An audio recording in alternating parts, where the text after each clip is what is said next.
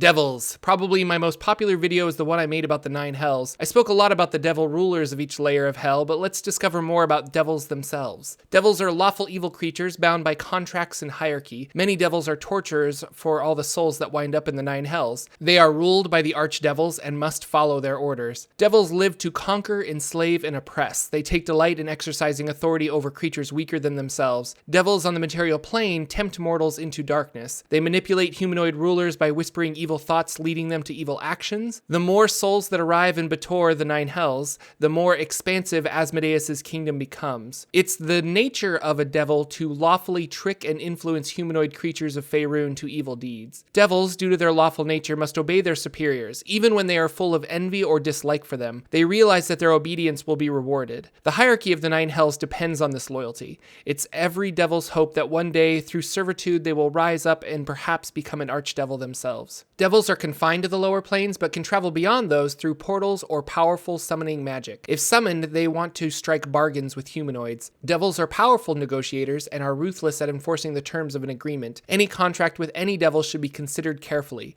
A wizard might be stronger than the imp he's made a contract with, but that contract is enforced by the will of Asmodeus himself. Any creature that breaks a contract instantly forfeits its soul, which is taken to the 9 hells for torture. Only some divine intervention can release a soul after a devil has claimed it. Devils are tied to the 9 hells. If they die outside of the fiendish plane, they disappear in a cloud of sulfuric smoke or dissolve into a pool of ichor. It then returns instantly to its home plane.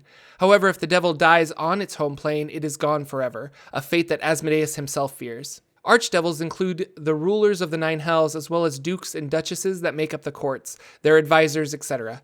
Greater devils are below them and include pit fiends, horn devils, and ice devils that command the lesser devils that attend archdevils. Lesser devils are imps, spine devils, barb devils, bone devils, etc. Pretty much the rest of devil kind are considered lesser devils. The lowest of the low in the 9 hells are the lemures. They are twisted, tormented souls of evil and corrupted mortals. So not really devils, but an imp needs someone underneath him to control and torture. Greater devils have the power to promote lemures to lesser devils, and archdevils can promote lesser ones to greater devils. Archdevils can do all of that, but Asmodeus alone can promote a greater devil to archdevil status. These promotions are typically based on need. A greater devil would only make more lesser devils if he needed them to perform a specific task. However, higher level promotions can be made based on merit. Let's talk about true names and talismans. Devils all have common names, but everyone also has a true name. It keeps this name secret because to know it gives you power over that devil. A devil can be forced to disclose its true name if charmed.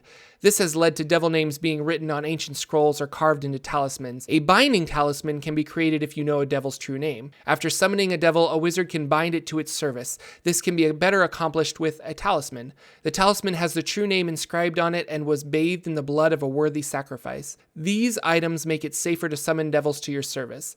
They'll be under complete control, but that won't sway them from tempting you or trying to get you killed by accident. Devils may be loyal to their master, but they are still tricky and evil. Most devils hate being summoned, with the exception of imps, who easily commit to serving a summoner as a familiar. Devils are abstractions given a semblance of flesh.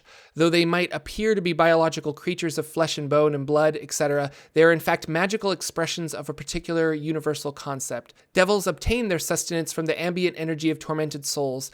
They do not need to eat or drink to survive. That doesn't mean they won't eat, and in fact will devour mortal creatures more as a show of power and fear than the actual pleasure of eating. Although devils do not reproduce sexually, they can mix with mortal races. This created the tiefling subrace in D&D. Every tiefling can trace their ancestry back to a distant devil relative. Devils do not die of old age, so it is very possible that the tiefling's great-great devil grandfather is still kicking around in the 9 hells, waiting for a summoning ritual to bring it back to the mortal plane. 5th edition has the spell Planner Ally and Planner Binding to summon and bind devils to your work. Planner Ally is interesting because there is payment involved in the aid the devil will bring you. Fun for DMs to plan out some unbreakable contract.